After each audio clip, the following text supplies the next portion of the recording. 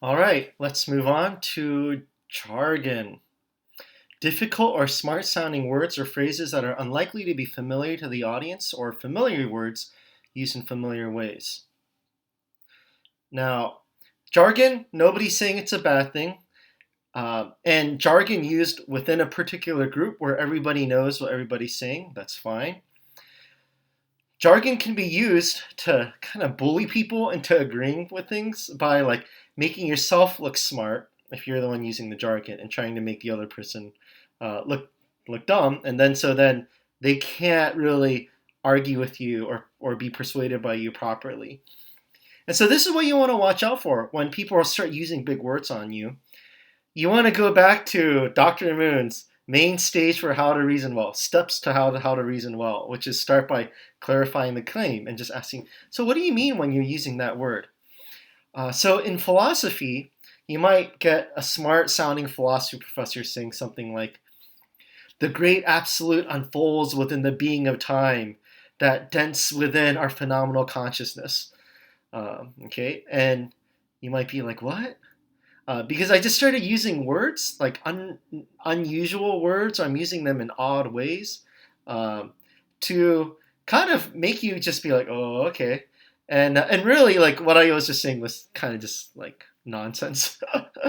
So that's jargon, and watch for people again trying to almost bully you into agreeing with them by intimidating you with the big words.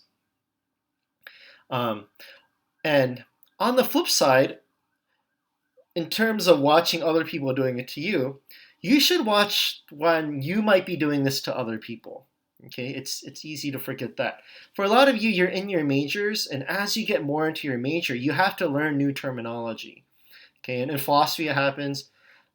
Psychology and statistics, you'll just use words that like ordinary people might not know, like p-value, or in physics, you're going to learn other words. Okay, and you want to make it a practice. If you want to contribute to good, clear reasoning and good communication, make it a practice of always being able to explain your jargon to people, and sometimes even just getting rid of the jargon and just using the plain English words. The goal of university and college isn't to like get so smart that other people can't understand you. It's actually part of it is to be able to explain things to people who haven't been to college, and then you can spread more knowledge and information. Um, Okay, so that's jargon. Acronyms I'll cover in this video because they're similar. It's doing the same thing with jargon, but doing it with abbreviations that a lot of people won't know. So acronyms, abbreviations for a name or phrase that can create insiders and obscure meaning. So you might be talking about the HLT, and now you need to go get the MLB and blah blah blah. And people, if they do this enough, then it'll create insiders because only some people know what the words mean. Outsiders will be like, what? And so this is going to create the same sort of issues that jargon does. All right, that's that.